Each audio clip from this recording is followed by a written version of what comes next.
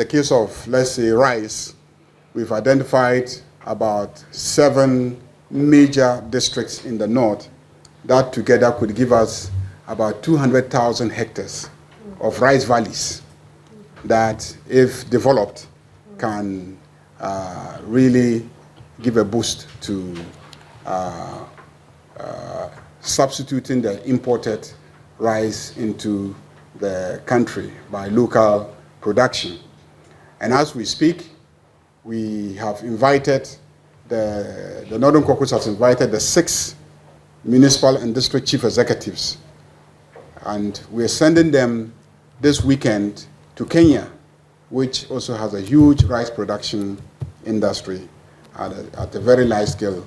And they're going to Kenya this weekend, the DCEs, and some chiefs from those locations to study commercial production of rice.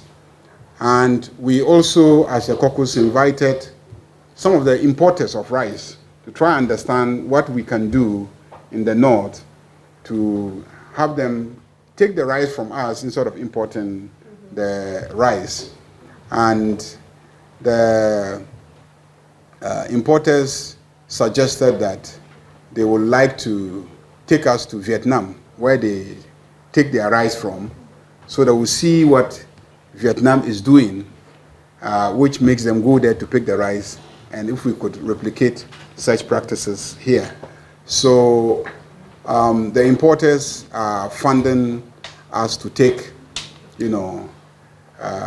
one major chief in each of the regions. So in all, about 5 very senior chiefs to Vietnam to see how they have organized themselves to produce rice and see how we can structure it, and then we can do the off-taking.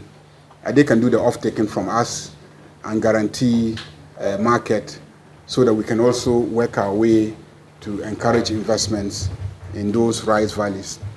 In fact, in the 70s, those valleys were developed and they enabled Ghana to almost be self-sufficient in rice production under one military ruler then called Achampong. And when he initiated the Operation Feed Yourself, and he really pushed the Northerners to engage in rice farming. And at that point, I am told that Ghana was largely self-sufficient in rice production. We also invited some of the managers of our irrigation infrastructure to come and give us some briefing on the state of the irrigation infrastructure.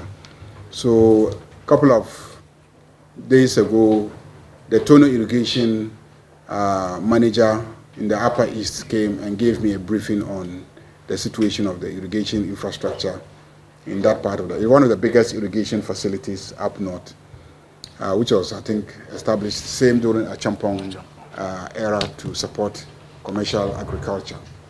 So those are things that we have done and are still doing to try and prepare the grounds.